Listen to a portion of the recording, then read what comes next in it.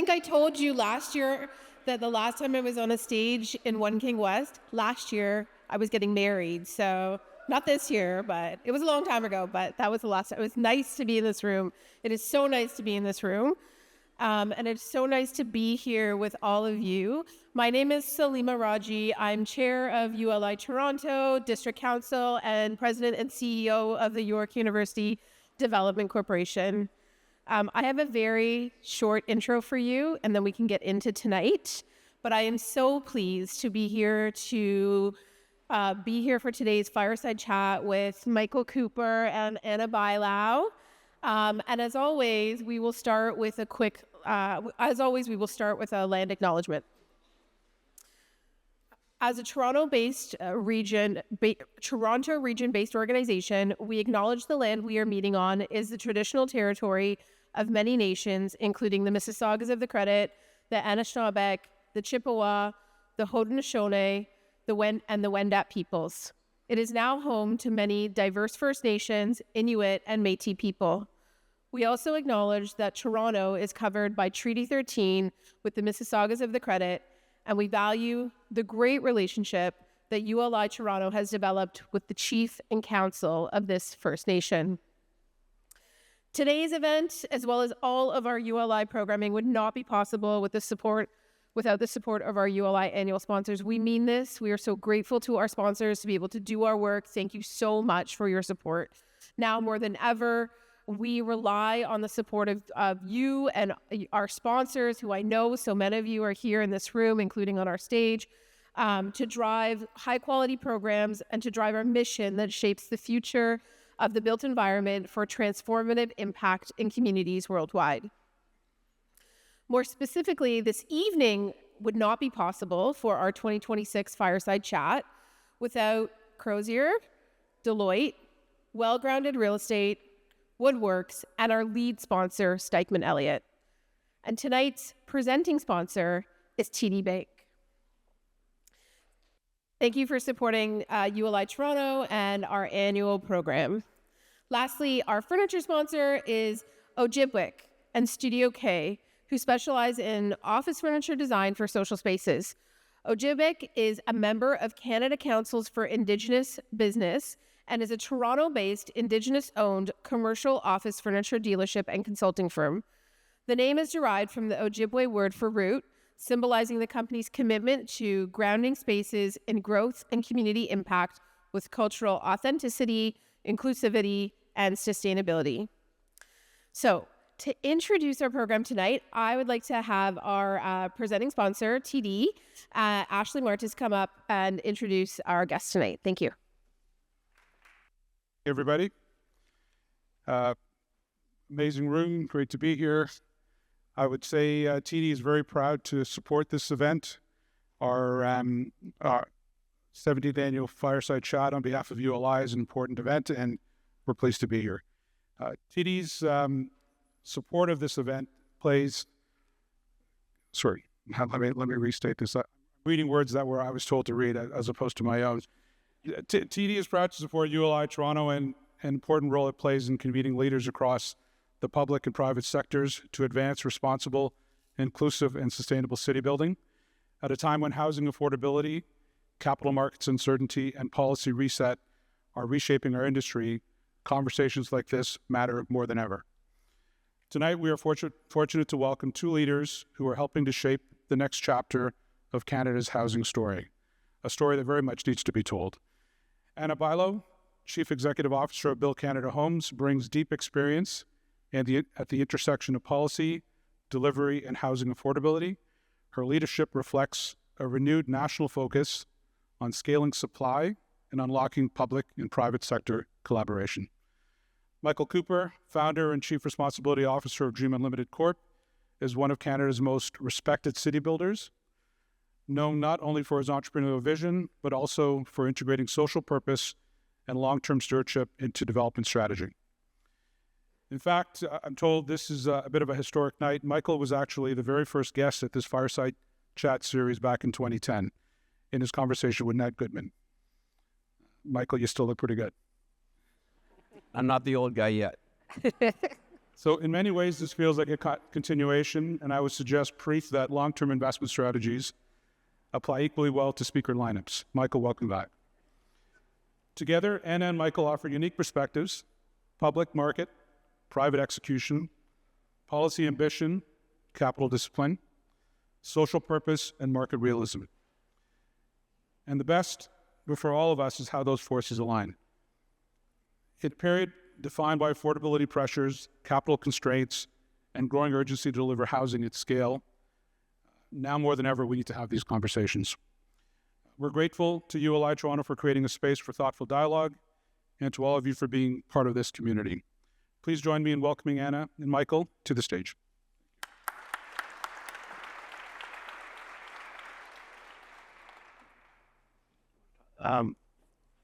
So Anna and I worked together for about 3 years, where Anna ran affordable housing for Dream.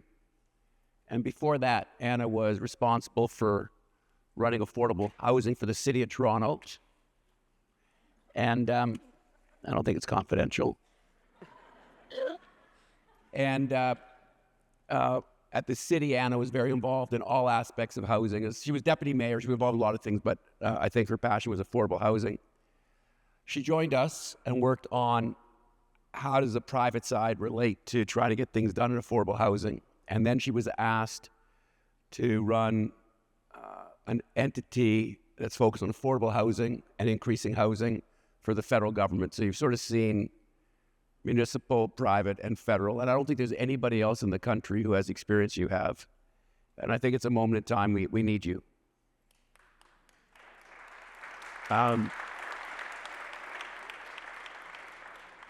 The story is a lot more interesting than this.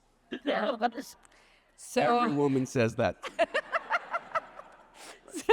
So I'm about to leave politics, and I am having lunch with a mentor of mine. And I'm like, I'm leaving politics. My passion is affordable housing. He's like, where are you going to work? I'm like, I don't even know. Is it private sector? Is it nonprofit government? No. You need private sector. There's this company with this visionary leader. You need to meet them. They do so much work.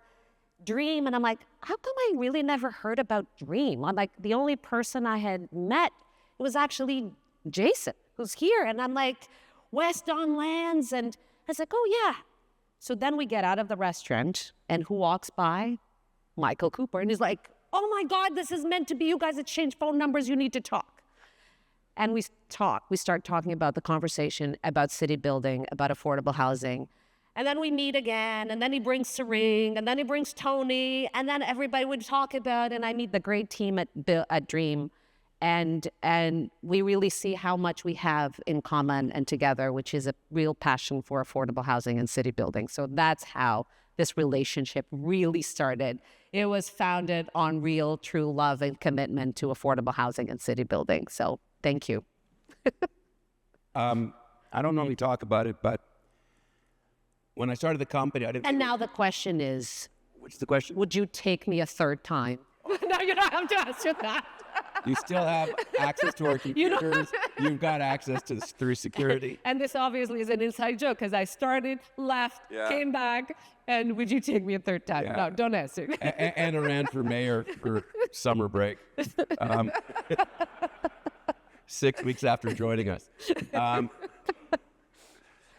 Let's see. So when I started the company, I felt that having a goal of making money alone isn't a proper thing, right? Like, you need to do something important as well as try to make money. So in various ways throughout the company, we do a lot more than development.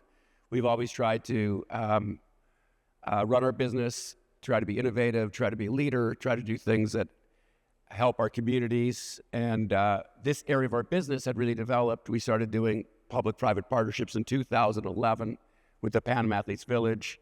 In 2017, we did some work with the Ontario government to build West Don Lands, which was really, that was with Infrastructure Ontario. That was really an innovative approach to use government lands to create new housing that has both affordable and market. And other than the land, we could make it work as a developer. So that was just an absolute gap. And quite honestly, and I'm not saying about us, this was Infrastructure Ontario, work with them, but that was the point where The idea was, how can the government and private people work together to create affordable housing without the government writing a check, or at least maybe loaning money, but they get that paid back. So a lot of stuff has happened when you left the city. It was a very exciting time in affordable housing, and we needed Anna and Sering, and our whole team is amazing. But you had a different point of view. So we worked on a lot of ideas together. But I am curious, like, having a point of view from the city, the feds, and private, where's your head at with what's going on in the markets now? So it's been really interesting to be able to bring all that experience. So not only the government, but actually the private and nonprofit sector. We have a big crisis. We all know this. It's been going on for years. Many people that have been involved are very frustrated because we feel like if people had listened to us 10, 20 years ago, we wouldn't be where we are today, but this is where we are today. And the power of partnership, the power of collaboration, that's what's going to unlock, I think, the solutions. And what excited me about Build Canada Homes when I got the call, and the following morning, Michael calls me and said, I think you're about to get a call from the Prime Minister's office. I got it last night, Michael. And what is exciting about this is for people like us that have seen and that have worked on the power of partnership and bringing different tools together, that is what is really exciting about Build Canada Homes. Because Build Canada Homes is actually building on the experience on the ground that many people have been working on and bringing it to the federal level. And how are we doing this? We are creating a corporation, because the legislation has been tabled, creating a corporation where we're going to have the financial tools. We have $13 billion initial capitalization that allows us, it's been given to us with very flexible financial terms. So we're not a program. We are here we can get into partnerships with equity, with loans, with guarantees. And we're going to be bringing that with the power of having access to land as well, because Canada Lands is coming under us, and we're going to be developing land in partnership with others as well. So we're going to have an agency at the federal level that has the power of leveraging public land for affordable housing, of having financial tools, very flexible financial tools, of collaborating with other agencies that we've had in the sector, like CMHC, which will continue to have apartment construction loan, with other organizations like Canadian Infrastructure Bank, which will continue to act with infrastructure that is much needed for housing. And we are going to be focusing on developing affordable housing. Now, while we do all this, we need to make sure that we are creating the environment to support modern methods of construction. We all know that the costs of construction are very high. We need to be more productive. We need to be more innovative. And so we're trying to create a pipeline through our investment in affordable housing to scale up that affordable housing. So having lived both at the city and then at Dream, the power of this partnership, the power of developing public land, the power of having the flexibility of financial tools, it gets very exciting. It's tough out there, and maybe, Michael, you can even, I'm sure this room is very familiar with how tough out there it is, but in the middle of all this, having the federal government coming to the table and saying, we get it, we need to be more flexible, we need to bring more tools, we need to be with you, and we need to partner with you, not have programs that are only check marks, I think is very powerful. There's a lot embedded in that, and I want to pull some out over the next hour. But right now, I think there's 30,000 condos listed for sale in Toronto, and there's a few buyers, not too many, and the prices they're trading at are way below construction costs.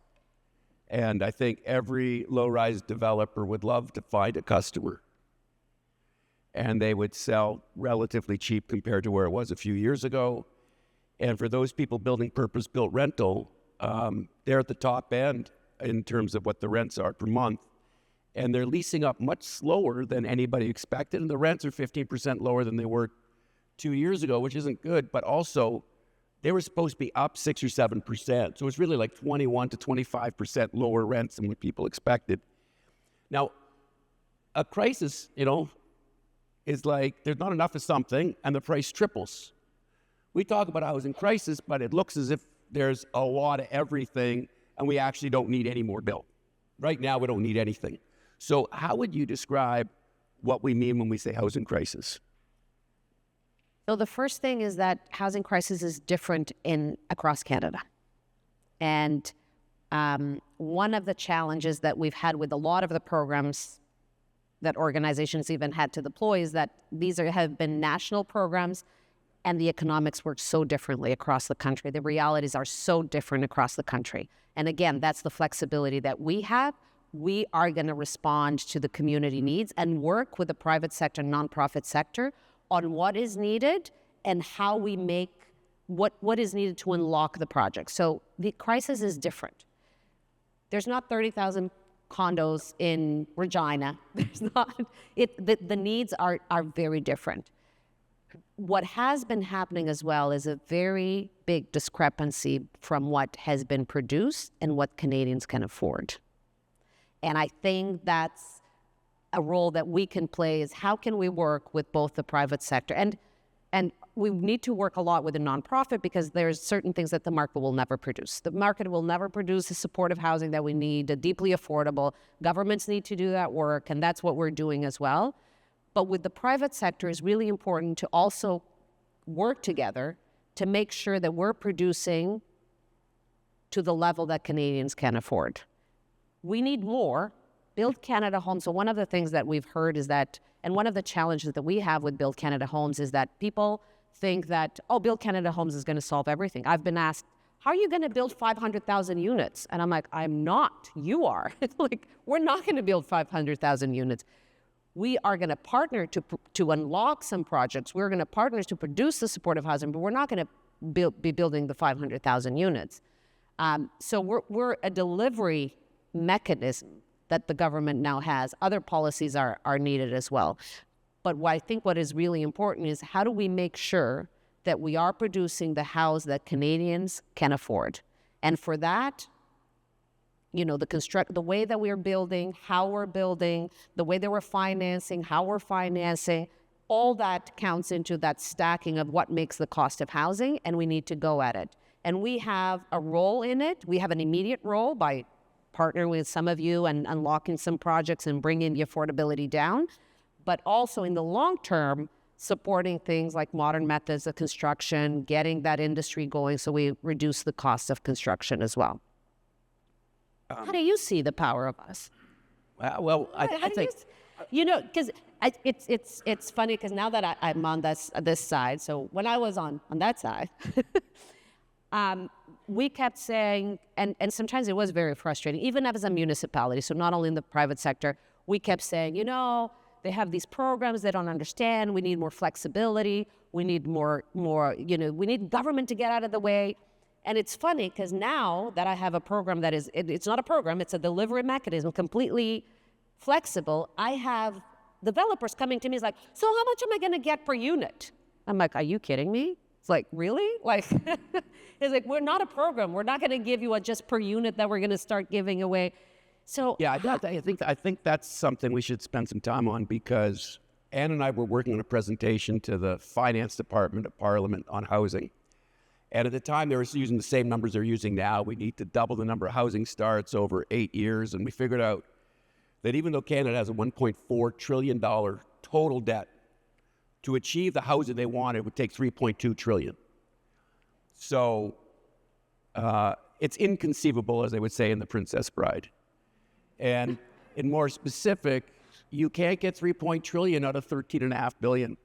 So that's not going to work. You know what I'm talking about? Like the thing that I find interesting about this crisis is, the real crisis is we don't have enough income per capita. People aren't making enough money, certainly in Toronto. And the cost of building, the cost of putting all the pieces together is really high. So the number of people that can rent a $3,000 a month apartment or can buy $1 million condo or can buy a low rise is a small proportion of the people in Toronto. In Montreal, in Vancouver, Montreal's not as bad. So I think the real issue is how do we match up the capital stack so that there's more housing available for people who can afford $1,500 a month? And I think That's what school teachers and police officers and nurses and most of the people that serve our community can afford. And I think it's a shame to have a community where the people who take care of you can't live in it. And the part about different environments is if you're in Calgary, Edmonton, Winnipeg, and if you're a nurse or a bus driver, a police officer, you can actually afford to rent a pretty nice place. And if you're with somebody else, you could probably buy a pretty nice place. So this definitely is not across the country. But there's a few areas that are really intense. So, it'd be great. The answer to, solving the housing crisis is we got to double the size of the economy and we got to increase per capita income by a lot, and then people have more money. And that's not going to get fixed soon. I do think that's what's going on. And what we need to do is figure out how do we get more housing for more people now. So I thought what was interesting was you mentioned some of the groups that are open to do business in the federal government. You mentioned CMHC. You mentioned Infrastructure Ontario. I know numbers. What's the $51 billion for infrastructure community? What's that one? The comment, what? Can you say it louder? East from And Ontario has an infrastructure fund. Ontario builds. The City of Toronto wants to do things. And I think the only way we're going to be able to do this in an economic method is to stack these programs and lead on what Anna does to put as little money as possible to make it work. Does that make sense? Please listen to. Yeah. Yeah. Do not come to us and ask us for $3 billion in finance. We're not your bank, please. Why not 30% of the entire amount? So, we do a lot of back-to-back programs. We've even done buildings where we have one portion of the building that's strata titled, that's owned by a not-for-profit. They get financing from the federal government just for a not-for-profit, things we don't qualify for. We do a for-profit with ACLP, 20% is affordable, 80% is market. And we actually have two buildings, two loans, and we draw down 20 or 25 cents for the not-for-profit, 75 or 80 cents for us. And we put these programs together, we get to 40%. The not-for-profit can go do more deeply affordable. We do the workforce housing, and we can make something happen that's not possible otherwise. So I think that there's lots of opportunities, but to me, it always feels like you're a safe cracker. And you've got all these columns, you got to keep working to hear it click. And then you got one part of it done, but you got to keep going. You got to deal with the city and everything the city requires. And there's just so many elements to put something together. And in this environment, when you put everything together, you're getting money at the cost that the government has to pay. And we get HST is gone for apartments. Sometimes you can get development charge waivers. It's like, you know what? We did all this work, we put it all together, and the return makes it a viable project, but you still have to work really hard, hope things come together, okay, and then you made a living. Do you know what I'm saying? If somebody thinks that they can put all these pieces together so they've got a guaranteed, condo project, it doesn't work that way. Our hope is that as we're building now, when we start now, we're going to find that we open in a better environment. That's what our hope is. But even when you work with the governments and get so much assistance, which is a massive amount, it really is risky, and you got to do it because you think you're doing something good, and you should be able to get a reasonable return, but it's hard. Michael, can I ask you, so part of our mandate is really to scale up the nonprofit sector. And I think that I know firsthand some of the partnerships that Dream has done with nonprofit sector. So we're pushing hard. And I still sometimes find quite a bit of reluctancy from the private sector to have the hardcore partnerships, like co-development. Can you share some of your of experience? And how can I help? How can Build Canada Homes do more to unlock your projects, making sure that we're bringing our role is to scale up affordable housing, support and scale the sector of nonprofit housing as well. But we know that we have an amazing nonprofit sector, but it can't produce to the scale that we need in this country. So we need to have you guys. A lot of people are coming and are at the table, but what is your advice, and what else can I do? So Can Build Canada Homes do? we all have our own point of view. So as a for-profit developer, it always looks like everybody else is favored, right? So if only we were not-for-profit, then we get all the money in the world, and the zoning would be easy, everything would be easy. But it turns out that when you deal with not-for-profits, they have good intent, but hardly anything going for them. There's virtually 3 not-for-profits that have enough money to sign a contract with a general contractor, where the general contractor would be comfortable building in case it takes longer or goes over budget. So working with a not-for-profit, it's really difficult. And also, I mean, not-for-profits don't really have pro formas. So it's a lot of work. It really is a lot of work, but they're doing great things. And they do provide the potential to do more affordable and unlock more different kinds of capital. But you can't negotiate with a not-for-profit like you're dealing with another real estate guy. Like, it's really hard. And then when you go to CMHC with a not-for-profit, they have a really hard time doing all the things you have to do to qualify. They don't have the financial covenant. So everybody likes not-for-profits until you have to sign a contract. So we've had to do a lot of wraparound stuff to support the not-for-profits, and we've got lots of benefits for it.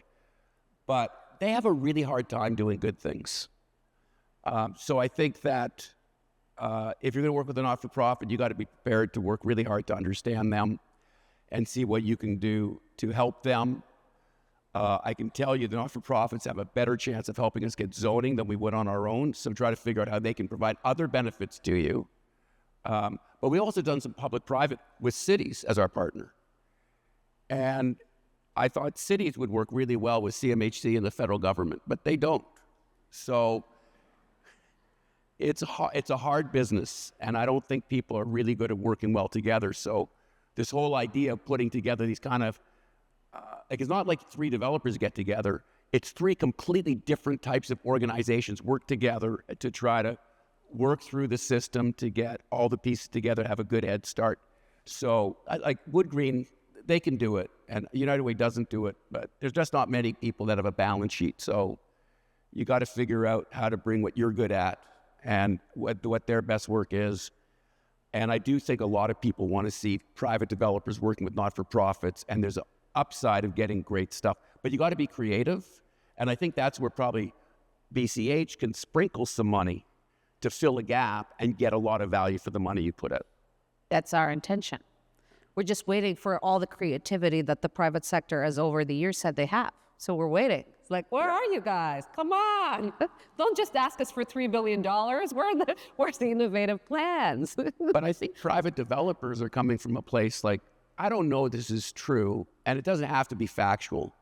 But if I had to guess, there's over 600 million square feet of zoned land in the city of Toronto, including about 200 million in Scarborough, that currently has no hope of being developed.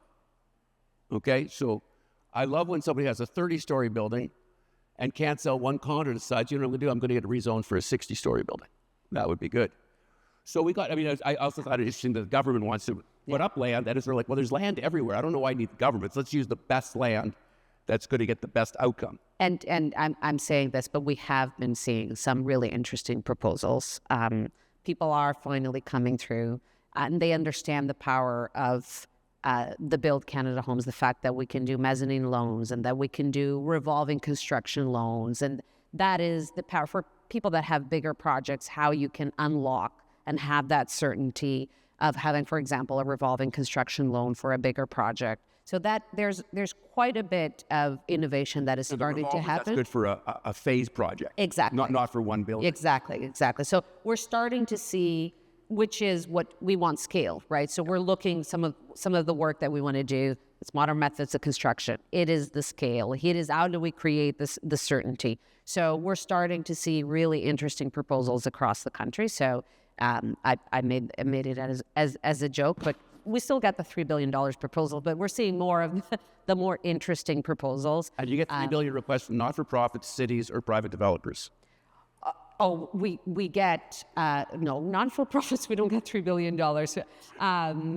But we do get from the cities, we get $10 billion. We got $10 billion from the cities asking us for $10 billion. But you know what is interesting is I actually have to say, and probably people have heard, so we have 8,600 units under our work already. So we're working already. So in 4 months, that's not bad for an organization that started in September. And by now we have 8,600 units with, there's a few more that are already in the pocket but haven't been announced, so I can't count it. I can't tell you where they are. But we have 4,000 units in our own lands. And then we've done agreements with Ottawa. We've done agreements with Nova Scotia. We've done agreements with BC. And so these are projects that these provinces have, and they're coming to the table. They're eager to come to the table. Ottawa has waived all development charges, all property taxes on 2,000 units that we're building on federal lands in Ottawa. We are contributing money towards projects that are important to them, that they're also supporting. BC, just yesterday, the minister and the prime minister were there, and they announced we did 700 units of supportive housing in BC. We are supporting with $170 million. The province has put on the table $200 million plus the operating costs. So the provinces and the municipalities are actually engaging. They're really seeing the power of Build Canada Homes and what we want to do. And these are majority of projects that are going to be with shovels. Is it? 8,600. And how much are you guys putting up? In this... 8,000. Just sorry, no, and with BC. With BC, it's... 700 units. We're doing 700 supported plus 400 affordable, 1,100 units. We're putting $170 million finance and a mixture of financing and grants. I want to stay on this for a second because I think that works out to about 150,000 a unit. Of financing and grants. Yeah, in total. And what did you call it? What type of not the affordable? What was the other one? The supportive. What does that mean financially? What's the rent for those? $200. Yeah. So when I look at supportive, what it means is the rent will cover operating costs, and the entire capital stack has to be paid by somebody else. Yeah. So when we use ICLP, we're trying to say, we can get low cost debt, high leverage, and we're going to save a lot of money because we use less equity, and we can get a high return on that equity. It's just, basically what we're saying is we're going to get, instead of paying 6% debt on 75%, 25%, we need 20. We end up there is 4.5 and 6. So there we'd have a 10.5% cost of capital. But if we can work with ACLP, we can get 4% debt for up to 90%. And if we want 20% on 10, it's 2. So it's really like 5.2. It's almost half the cost of capital. The capital stack is almost half. And in order to get that money, what we do is we say, you know what? We're going to pass on some of the savings to reduce the rents for the 20% to get to maybe $1,500 a month. And that's work generally. It's getting harder now because you can't rent the 80% market. But when you talk about, this lower cost stuff, 100% of the building cost has to come from somebody else. And I say this to condition people that for that you get $150,000 per unit. Exactly. Not $400,000 because you got a good idea for $1,500 a month rents. Like, Build Canada Housing has to figure out how do they spread their money around and get the most out of it. But we still have the power to unlock some projects. We are unlocking projects. We're coming in with, loans and increasing affordability. We're working with, a developer that is actually building affordable housing for the nonprofit. So they will own the nonprofit part of the project. And obviously we're supporting the nonprofit through that way. So there's ways that obviously we are collaborating. We are also collaborating, and I want to put in a call for people to look out for the partnerships that we're going to have on our own lands as well. I know that everybody's sitting on land, but it's a tool that we're going to have. The Prime Minister is really committed at making sure that we use the value of land and the power of land to produce housing. Is that our time? Maybe. And so we are going to be reaching out to many of you to come to the table. We have 6 sites that are direct builds, and I'm sure many of you have put in proposals to build on those sites. We have one at Downsview. But there's going to be more sites that we're going to be developing. We're also working with defense. As you know, there's a lot of housing that is going to be done with defense, and Build Canada Homes. Both ministers are very keen to make sure that we are working. Part of the $13.5 billion. They got a huge budget. Oh no! Are you kidding me, Michael? You should know me. It's not part Not of the one 13. of our money. It's not. But it is part of the work that we will be collaborating with defense to again advance, being a catalyst for the modern methods of construction, creating that pipeline and incentivizing that pipeline. So I just want to go back for a second. Like the not-for-profits, they might need 2% equity and may not be able to get it. So I think it's great that you guys can help them. Where else are you doing, that was grants, but where are you doing mezz loans? What type of situation is good for that? I think you might hear in a few days about a mezz loan in Ontario that we're doing. We're working on some partnerships with other government agencies right now. There's some innovatives. We're working with Indigenous groups as well, again, on how, for example, attainable housing projects and how we can collaborate and create on more of a revolving construction opportunity and second mortgage with that provincial government as well. We are working on proposals where we have manufacturers coming with financial institutions and nonprofit organizations to build a couple of thousand units, and the financial institution takes out the takeout mortgage, and we just do the construction. But everybody's involved, and we have the manufacturing, producing the units. Nonprofits have the pipeline, the locations, and the financial institution is taking out the takeout. So there's really interesting partnerships that are coming along that we're dealing with, and that's hopeful. It sounds like you're doing everything except what people thought you'd be doing. What was that? Provide a couple 100,000 a unit so people could build on their land. Yeah, we're not here. First of all, we're not here to replace ACLP or MLI Select or any of those programs. Those are programs that have been very successful, that CMHC will continue to do the great work they've been doing on developing that. We have been advocating, actually, the government to give CMHC more money because we see how actually we can complement some of those programs and get more done and work with partnership with our partners, being CMHC, CIB, and so on, and deliver more housing. We're not here to replace that. We're here to work on the other side of the spectrum and to complement. I always say that we start on the supportive and we go all the way to ACLP, where we work with our partners at CMHC. So for those who don't know, ACLP financing is direct financing from the government. CMHC historically has provided insurance, and you went to a financial institution, but CMHC has been doing the administration of these direct loans from the government. I think it's about $6 billion a year, and maybe it's 500,000 or 600,000 a unit. So, 8 or 10,000 units is the most you can get out of ACLP. Out of a desire to have 500,000. But the other thing is, because it's at the government's cost, they get all the money back. Should have very low cost of the government.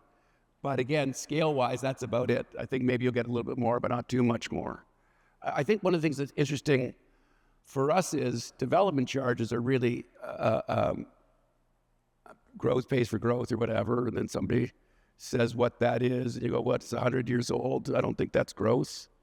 So there's a lot of need for infrastructure so we can go. And in the cities and also in Greenfield, like a lot of times, a lift station creates 3,500 acres, literally 40,000 units, and it's going to add a lot to the development charges, but also the cities can't even undertake it because they're at their borrowing max. So are you working with cities to help them unlock land that way?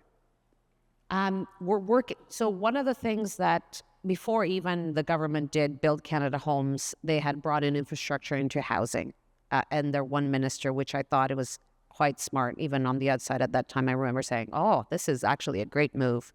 And now we're seeing more and more of the funding for infrastructure. And now we have CMHC, Canada Infrastructure Bank, Build Canada Homes under one minister. So we do have a collaboration table where we collaborate on projects. We talk about city building initiatives and so on. But I keep hearing, and in Toronto and Ontario, a lot of conversations about development charges. And my advice for everybody that we have this conversation is, guys, stop talking, and ladies, stop talking about development charges. Development charges is not a conversation across the country. Infrastructure is a conversation across the country. That is the conversation that we need to have, because development charges is not an issue in the Atlantics. It's a non-issue in Alberta, Manitoba. Like, development charges are nothing in there. Infrastructure is. People want to develop and they don't have infrastructure. The same way that here they don't develop because the development charges are so high to pay for the infrastructure. And actually, some of those provinces are saying to the federal government, wait a minute, so we've been responsible. We've not increased the development charges. And now we're gonna get penalized because you're gonna solve this issue of development charges, and we are not gonna get the money for infrastructure. So when any of you talks to the federal government, the conversation is infrastructure. How infrastructure enables housing and how we pay for infrastructure as a country, both through the federal and provincial government. So it's not only on the backs of homeowners and new renters, but it's actually as a country building, provincial building initiative as well. And I think there's money for infrastructure in other departments. There's money for infrastructure, but truth be told, we have a big deficit of infrastructure, especially in certain provinces. And I remember when I was at the City of Toronto, I can't remember, maybe I have a less, remember, I think the latest one, when I left, I think the infrastructure deficit was something like $50 billion. I don't know what it is now, but it's like a crazy amount of infrastructure deficit. And we have it as a country. There's a big deficit. But again, it's a chicken and egg. Are we going to put all this deficit in the backs of new homeowners and new renters? It's not sustainable. We can't do that because it's affecting all the housing and the opportunity that we're doing. So this conversation needs to be about infrastructure. How do we restructure? How do we pay for it? And I think that's how we advocate. And there's realized the fund that was created was to respond directly to the issue of development charges. And I'm not here to, give excuses, but sometimes I hear people saying, well, this government said they were going to deal with development charges and they haven't dealt. They are dealing with the infrastructure, which is the root cause of these very, very high development charges. I mean, we know that sometimes it's a little bit of political apathy and shyness from certain municipal politicians, and I can speak like that because I was a former one. But mainly it is an infrastructure issue. Yeah, and just to be clear, a lot of times the development charges are calculated by a bunch of infrastructure that's required. So if the money was available from other sources for that infrastructure, the development charges could be lower without having a deficit. So that's an area that we're spending a lot of time on in some of the markets we're in. A lot of private development, right now it feels as if you're a developer of land in Toronto, if you have another business, you're okay. And that's really different from 1992. In 1992, literally the banks were technically insolvent. They were trying to get as much money back as they could from everybody, including telecommunication companies, airline companies. Like, it was really, really tough. And office was tough, and retail, everything was tough. But we're in a market where downtown land is brutal in Toronto, and industrial buildings are fine, and grocery retail is good.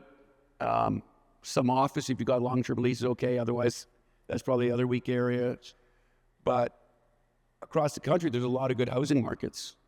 So as long as you have downtown Toronto land and something else, you're in pretty good shape.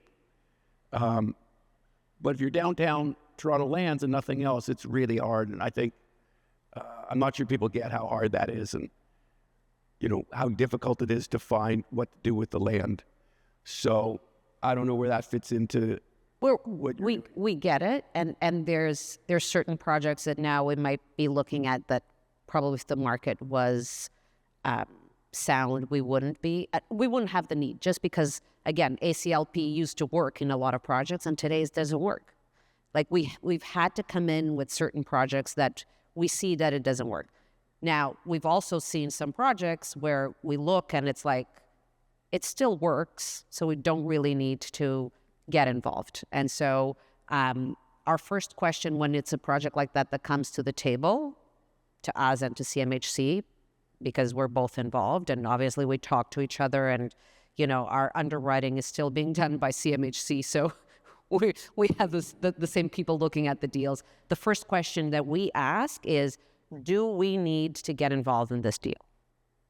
And if our underwritings and everybody says you don't, we don't. And if there is a need, then we're starting to get involved in some deals to make sure that we get shovels in the ground, because there has been some that we don't, and there's other ones that the underwriters have said you don't need to get involved. This you just don't need to. And I know that some people then it becomes a business decision, and some business still say, well, we're not going to get it because we're not making 5 on our return. We're not getting 5, but if you're getting 4.8, we consider that you could go ahead, and the government says we're not going to get involved just because you want to get a 5. It becomes a business decision for the person. Now, if we see some projects that is like, okay, you're getting a 3, you're definitely not getting shovels in the ground on this project, we need to get involved. Obviously, those are some of the decisions that we are looking at, and we are taking in consideration for markets, especially like in Ontario and British Columbia, which are the tough ones. I mean, is it fair to say that what you're trying to do is figure out how you apply a small amount of BCH money to a model that could be scaled up? Yeah. So it's how do we... The other day I was talking to somebody and I explained this. We're trying to change a system that people were only used to coming to the federal government and asking for grants and loans, and that's it. Give me a grant, give me a loan, I'm good to go. And then we go off, and in a few months I'll get shovels in the ground on another year. To a system that you have a partner. So we are very much looking at how do we partner with private sector or nonprofit sector, or how do we work a consortium? How do we create the environment to have a big subdivision? Like, we're working on a project that probably will unlock 18,000 units. So how do we unlock those 18,000 units? How do we create those environments? So the solutions are going to be very different. It's like people going and pitching to, when you go to a fund and saying, do you want to come in as a partner? This is what you're getting. And what we're getting, our returns are different, but we're getting returns. We're getting returns for the people of Canada, for Canadians, through the affordable housing, through the affordability, through creating the pipeline for the modern methods of construction. But people need to think about us as that partner that is now going to come in, and it can come in very different ways. I smile because by the time we're finished putting all these pieces together on a deal, there's no investor that's going to understand it, and they have so much hair on it, and they got huge guarantees. We better be able to use our own money, and I think that is an issue because CMHC requires joint and several loans for 100% of the loan amount, and if you've got a 4.8 return and you got, let's say, 3.7% debt, it's not bad. If you get a little bit of growth in rent, you can get a decent return on the 10% equity you have in. But you're not going to convince somebody else to sign for you to build something, and they take on a guaranteed 90% of the balance sheet. So I think that's one area we're really keen to see. Like, if we lost our 10% and another 10%, it would seem like that's a pretty good commitment. And we're trying to achieve a policy of getting more housing, maybe losing twice the money you have in, it should be enough. So that's one area that we're thinking about. The other one, for if you haven't done this, you get your interest rate 3 days before your first draw. And a lot of times you got to deal with the environmental. So you spend a lot of time putting the pieces together. You got a loan commitment, but you got to get a certificate from the Ministry of the Environment that the site's clean. And then you can draw on your loan. And on November 27th, the bond rate went up a historic 20 basis points in a day. So that would be a very bad day if that's the day, that's 3 days before you draw. So we have been asking everybody to think about that's just too much risk on top of everything else. There must be a way that the people who have all the money can manage the interest rate a little better, because it's too much for a developer. Because I think we are going to see projects who on the day you draw, it's just like, no, I can't make it work at that. So That's some of the difference that we have, for example, with CMHC, because they borrow in a totally different way that we do. So we don't have that issue. We can lock the rate because we don't get that rate of the day. It's very different the way that the way that we structure some of our loans can be very different from what CMHC is doing right now. Makes a big difference. We got time. I just wondered if there's questions that anybody wants to go deeper on anything or. I can run the mic around to some questions. I did one question just before people are putting their hands up that came out of our committee around modern methods of construction. I want to make sure we got this in. A lot of questions as to what is it that you're meeting and looking for in terms of embracing projects that bring modern methods of construction. Is there a sense that might be something today that will evolve into a deeper sense of that term over time, or what? Maybe I could throw that question first, and then I'll look for some hands up.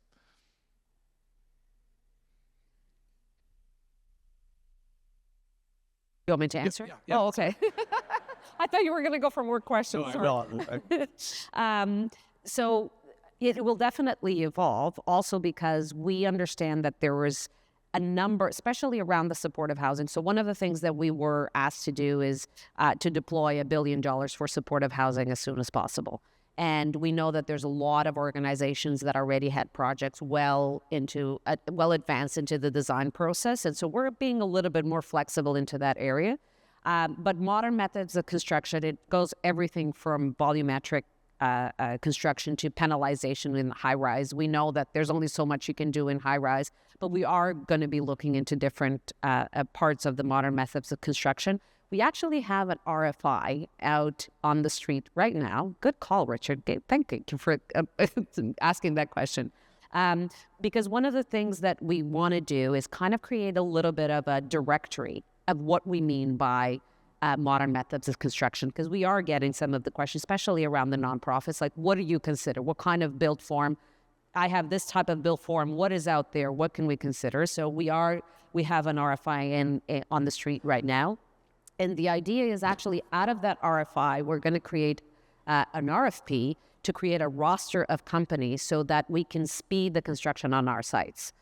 The idea is the Prime Minister is very keen on changing the disposal process of public land, so we have access to lands a lot quicker than we currently have. So that the idea is also on our side to have a more expedited procurement process, so that we have a roster of companies and teams that we can very quickly deploy on those lands, and therefore build that affordability and that housing a lot quicker. Next up, anyone. Hi, I'm Juliana Dudka. I work with United Way. Really glad to see both of you committed to growing the sector. This is something that we are trying to do with United Way. We're supporting nonprofit organizations applying to your programs and build that capacity so that they can have better performance and kind of sharper skills on that front. My question is for Michael about money. You mentioned lowering the cost of capital, and the minister, with her comments, want to mobilize more private capital into housing, into affordable housing in particular. And the term of blended capital has been sort of circulated. I was wondering if you have any more specific desires of what you would like to see so that banks are a bigger part of that equation. This event is sponsored by a bank. How we can get that level of capital, the commercial lending, knowing that, what you're expected to show for, Michael, it's well beyond the 3.5 or 4%. The expectation for return is much higher. Yeah. This is really specialized, and banks have been trying to figure out how to be involved. They can take CMHC insured mortgages and collateralize them, maybe lend against them. What I was talking about getting money directly from the government and using the savings because you got their cost of capital. I think Anna was mentioning a bank getting involved, but it's really peripheral. I don't see banks being a big influence on the not-for-profits. But I did say before, it's like 2 to 5% equity, like that's required from the banks. This really is, I mean, some numbers came out, and I don't care if I'm accurate or not, but directionally, something like 90% of all purpose-built rental last year was financed by CMHC. And the 10%, they probably were in the process of trying to get it, but started without it or something like that. So I don't think it's a big role for the banks. I know they're trying. They're using a lot of resources. Their foundation could do something, but they're not going to do that. So I think we'll see. I mean, you probably are more optimistic. They're definitely interested. They want to see how we can use some of our capital to de-risk some of the projects that they want to be able to finance. And So by the way, that's the collaboration that we're talking with the banks, is how can we come into some of these projects to de-risk it a little bit, and that then they can do the financing. it's the same thing. The government needs other people's money, whether it's pension funds or banks. I think what Anna's saying, if I was going to try to make it obvious, they're going to provide belts and suspenders to for-profit organizations to help encourage them to put their money up. But it's still a lot of government. It's not really the bank making a decision to support affordable housing. It's very difficult. There's another question over here, and there's Alex Rybeck has got the mic on that side, so we'll take a question over there next, but we'll start here. So here you are. Thank you, Richard. Thank you, ULI Toronto, for making this happen. My question is, my name is Syra. I'm from BTY, and my question is, how strictly are you going to stick with the 350 unit floor for deals you're looking at supporting? Is there a mechanism for smaller developments in the future being planned for Build Canada homes? Sorry. 350 unit building. We don't have a minimum 350 unit. We have no minimum units. So the scale depends on the community where you are. We had a big discussion about this because there was at a certain point before we did our investment policy. I think at the time it was 500 or something like that. But 500 units in Thunder Bay, it's enormous. 500 units in Toronto, it's not much. So we decided that we are going to look at the proposals according to the community and the needs that they're responding. So that we don't have minimum units for us to get involved. Alex, you got a question over there? Say who you are. Terry. Hi, my name is Terry Olenek with Build Scale Consulting.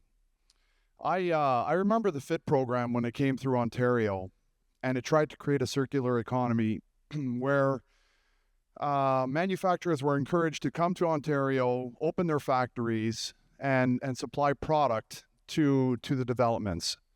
And with that, with the FIT program, if you didn't have domestic content behind you, you ran the risk of losing the FIT contract. And that really motivated a lot of the developers to buy from the local economy and the builders.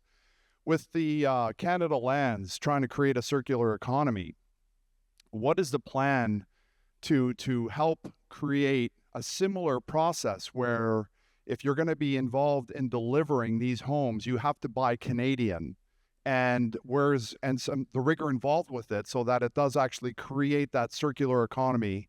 And also one of the things the FIT program did was help unlock a lot of the approvals.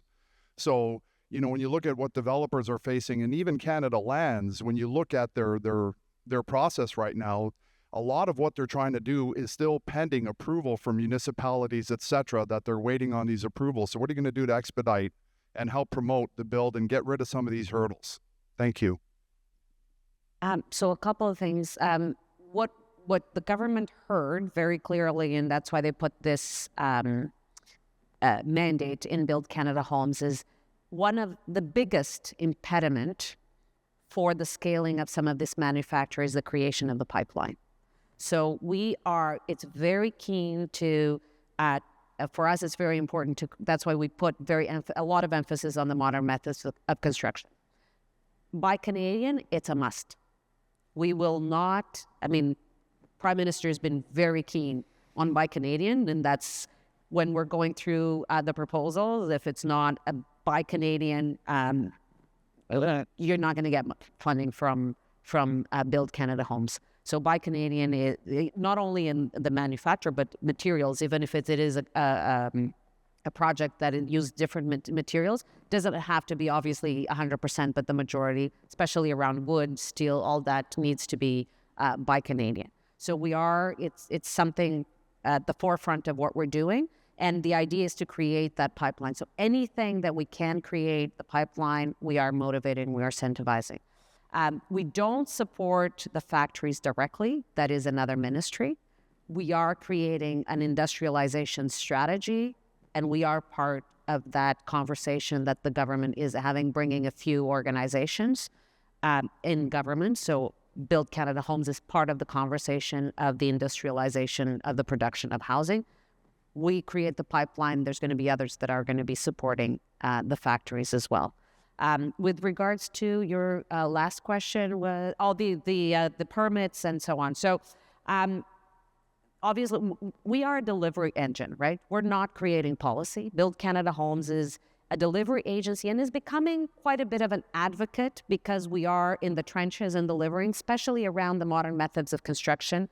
We're finding more and more that we're becoming an advocate because the biggest thing was the pipeline, but there's other issues that in order for us to scale this industry are needed to be looked at. How we finance off-site construction, transportation issues, building code issues. We're starting to identify, and we're finding ourselves as a little bit of an advocate inside the government and inside how this industrialization strategy is being happened. But we don't control that policy. And the same thing with the municipalities. However, when we're coming into a municipality and they want our money, then we have some power.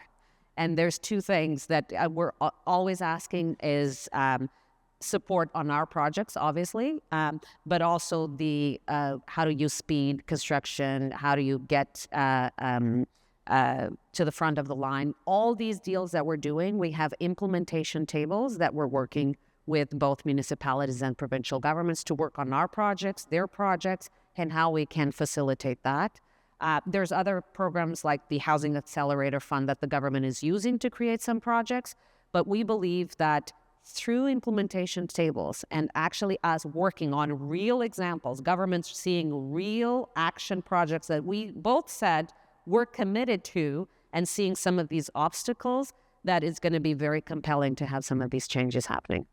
We've done some dives on building houses, building towers, and where the materials and labor come from. It's in our normal course, it's very much Canadian. There's some mechanical parts that aren't, and I don't think we're going to replace, I don't think we're going to make them here very easily. But it's shocking just how much of the materials and labor are already Canadian. The second point is we've had tremendous success with the city getting rezonings done in a hurry, and that's really been a great improvement. Where we get stuck is site plans. And we have one in an area, it's been 7 years. And we had one in Vaughan that's been 5 or 6, and we kind of gave up because we didn't see it in the next decade. It wasn't Toronto the last. It wasn't Toronto. That was not Toronto.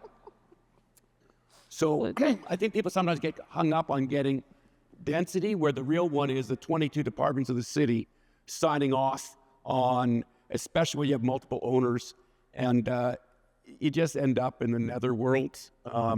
So for us, that's where the real frustration is. Hi, I appreciate the conversation today. I wanted to ask you guys both a leadership question. It's so special to have two CEOs on our stage at ULI Toronto. And so can you each talk to us about maybe some of the proudest leadership decisions you've ever made, and then maybe some of the hardest leadership decisions you've made? The hardest ones are not having people leave before they cause damage to others. You want to be a nice person. It's not going well, you give them more time, and then, somebody leaves your company because they got a bad boss or something like that. And it's just, I'll tell you, this happens to me all the time. And it's just not having the right priorities around a decision. One of the most proud ones was we built a project with a partner who wanted to cancel it because it was in 2017. We'd sold the units and prices went up. And we do so much work with governments, we didn't want to cancel a project. And we paid them $1 million to leave. And we went to a bank, told them the situation. They were amazing. They were so happy that we weren't canceling the project. They gave us terms on our loan that was very flexible. and they were appreciative. And when we dealt with the city, they were very good to us.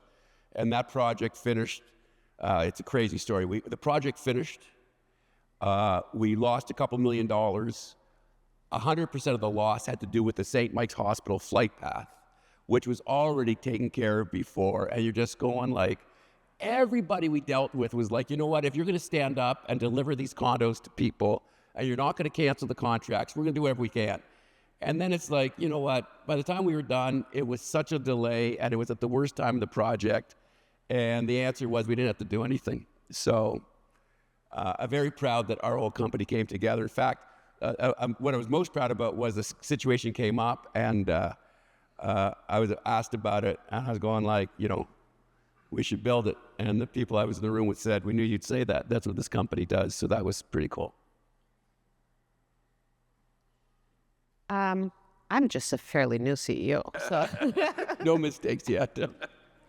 I think the proudest, as a leader of people, because, you know, there's the deliverables and being, you know, not a CEO, but in politics, it's a tough job, but you get very rewarding moments as well.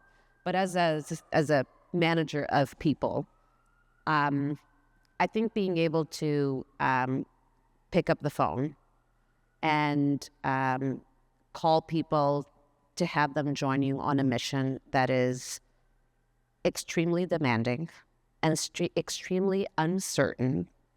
I've had people coming in without knowing how much they were going to get paid, how much what their job description was going to be, and coming in because they believed in the mandate and believed that as a team we're going to be able to do it. I think I feel very proud of that because I think it means something about the relationships that I've built with people and how I've dealt with them in the past, being a leader or not a leader. Sometimes you don't need to be in the leadership role to be a leader. And I feel proud of that. And by the way, I feel proud of the team that is here. So Dayon, Valessa, I don't know, Ruth probably went back to Ottawa already. She did. Who else is here? Meg left. Let me see the mic.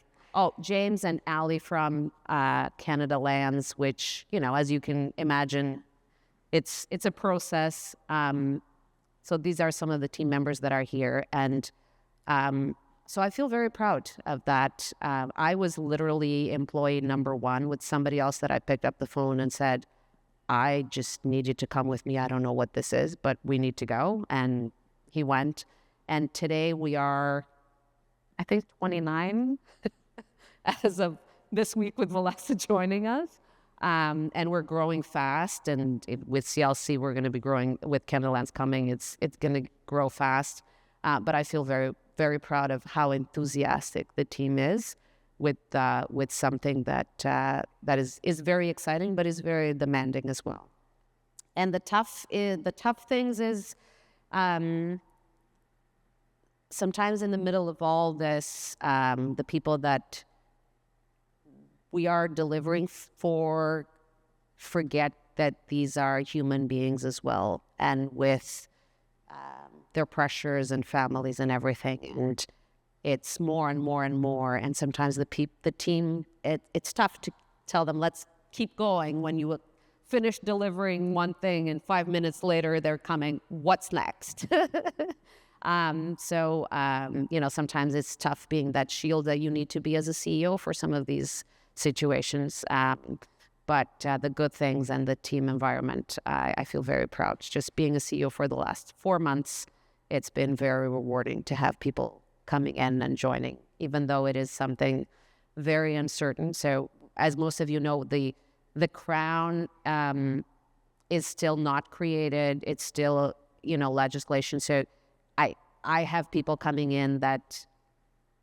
if, you know, things go south, they might not have a job in a few months. And people take a leap of faith and take pay cuts to do stuff like that. And that's very rewarding.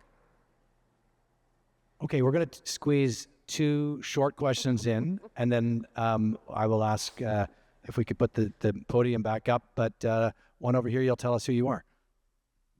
I'm Harry Griffith with Tricon Residential, And you mentioned a lot of projects or partnerships with various provinces or municipalities, but nothing with private developers. What has been lacking in these proposals so far? What do you hope to see in the future? It's been a couple of things. The main thing is capacity. There's only so much capacity that an organization that was created basically September 29th when I came in. Michael was very kind that in 2 weeks being able to wrap things up. It's a matter of capacity. So it's like, where can I get the most bang for our dollar? And when you have, provinces coming in with money, coming in with projects that they've vetted, that are shovel ready, that they're participating as ready, that already, that's what we're going at first. And so it's we're doing the due diligence on that and going through. That's how we've been able to do, almost 9,000 units, because a lot of these projects, it's a capacity matter. So we're getting there, and a lot of it, I have to say as well, a lot of the projects, some in the private sector, has been a big ask. Oh, I have great project. I have 3,000 units. Just give me $3 billion. We can't entertain things like that. But there's other ones that it's not, and it's been so far. It's been a matter of capacity. We've been working with organizations that bring us 1,000 units, and those have been the provinces and the municipalities, and as well, because we have that 1,000 units of supportive housing that we need, $1 billion of supportive housing units that we need to deliver. And the conversations with the provinces are very important because they need to come in with operating dollars. Supportive housing only works if there's operating dollars. And while we are at that conversation, usually happens that it's like, okay, we're going to have 100 units of supportive. And by the way, we have all these projects. And so we start talking about that. All of a sudden, you have a 1,000 unit deal. You have, a bunch of projects that we're saying, okay, they're ready to go. Provinces coming to the table with money, and we get going. But I would say that for a private developer, you have to line up a lot of things before you can go to BCH and have them take a look at something. But if you're the province, and you say, I'm going to write a check for $200 million. If you write a check for $200 million, or the city that says, I'll do this if you do that, it's a lot easier. So I think that execution of those deals is probably takes less time to prepare for. So give them a break. Okay, one final question over here. Make it quick if you can, and then maybe we can get the podium put up, and we're going to bring it to a close. Great, thank you. My name is Jamil from Transit Capital, and we operate in smaller communities, say under 100,000 people. I heard you say the importance of building infrastructure, and that probably applies equally to the smaller communities as well. The added challenge there is that the rents are generally a bit lower as well. So how does Build Canada Homes balance or prioritize the larger urban centers and some of those communities that have also seen a lot of growth since the pandemic? So there's quite a bit of data that the ministry has and CMHC has, and we are looking at that data as some of the proposals are coming in, and we're actually seeing sometimes there's proposals not even coming in, but we know that we have to take some action in certain parts of provinces or the country. Right now, we're not taking the action, we're being opportunistic. So there's a few rural areas where there's projects that people are creating portfolios, to be honest with you. There's organizations that are actually working with smaller municipalities and starting to talk to us and facilitating development in those organizations. And we're looking at something like that. But we know the need. And we benchmark. We know we have the information on construction costs, and we look at all that. So when a proposal is being evaluated, we benchmark against construction costs about the rents, and we know, like, we're building in Nunavut. It is, let me tell you, construction costs in Nunavut are really expensive. And we're not going to give the same money that for a unit in Nunavut that we're going to give in Toronto, because the environment is completely different. The construction environment, what people can afford, and all of that is taken consideration when we evaluate the projects. We're building in some smaller communities, not 100,000, a little bit more than that. And we're getting $2 rents, which is maybe 40 to 50% of Toronto. We're building with wood. We're building quickly. The costs are good. We're getting higher yield on costs, higher return on equity, so much so that we don't bother with the government. We can build it faster on our own operating line. So just because it's lower rents doesn't mean that you can't do just as well. Okay, I think that's going to have to be the final word from our panel. But as we get our podium just put back up, I'm going to ask our tonight's lead sponsor, Stella De Crece, and I hope I've not terribly mispronounced your name, but you're going to tell us, a partner at Stikeman Elliott, again, for supporting this event, and if you can close us out. Good evening, everyone. Similar to Ashley, I was also presented with a script, but I marked mine up a bit. And someone said to me tonight, being, of course, the lawyer, had to go mark up the script, but not too much. So on behalf of Stikeman Elliott, I want to thank Anna and Michael for a thoughtful and candid conversation, and ULI Toronto for continuing to create space for dialogue on this very important matter. Anna and Michael, it's always a pleasure to listen to each of you, and having you together on a panel was really something special. There's a depth of experience and perspective that comes from the two of you that makes for not only an insightful, but also an engaging discussion. Delivering affordable housing at a large scale isn't just about having the necessary capital and the right policies. It needs everyone to be pulling in the same direction to turn good intentions into homes that actually get built. That includes the various levels of government, the public and private sectors, planners, lawyers, lenders, developers. I've been fortunate to work with Michael, Sering, Anna on affordable housing developments, and I've seen firsthand how much coordination and persistence it takes to move these projects forward. It requires steady collaboration, problem solving, and a shared commitment to making projects work. So to Anna, thank you for your leadership at Build Canada Homes and for your continued commitment to expanding access to housing in a meaningful way. We know you're going to excel in this role, and we're looking forward to seeing great things. Michael, thank you for your long-standing example for responsible city building. We've seen so many examples of how you've guided Dream to be at the forefront of building projects that bring immeasurable value to communities, and affordable housing is no exception. The projects that you are developing, whether it's, you mentioned West Donlands, 49 Ontario, I need to name a few, makes a real difference in people's lives. So thank you for that. It's always great to hear you speak and provide your insights. And finally, thank you to ULI Toronto's leadership, volunteers, and staff for convening this community and advancing meaningful conversations about the future of our cities. We appreciate everyone being here this evening, and we look forward to continuing the discussion and the work together. Thank you. Thank you, Chair Speakers. Well, thank you, Stella. I think I'm going to call up Salima, Chair of ULI Toronto. I'll close out for Salima. She was supposed to slide out earlier, but she's still here. But I'm set up. So just very, very quickly, once again, a very big thank you to our sponsors, Crozer, Deloitte, Well-Grounded Real Estate. Remember that name. I'm very interested in this company. Woodworks, you're a great supporter. Of course, our lead sponsor, Stikeman Elliott, and our presenting sponsor, TD, today. This is a wonderful event. I'm told there's still a little bit of food left over from earlier if you want to grab some on the way out. But otherwise, we look forward to seeing you all at an event, perhaps even as early as next week. We have our massive winter social at the Waterworks next week. So if you haven't signed up for that, you might want to join us for that as well. So once again, Anna and Michael, thank you. That was really, really, really interesting. Thank you.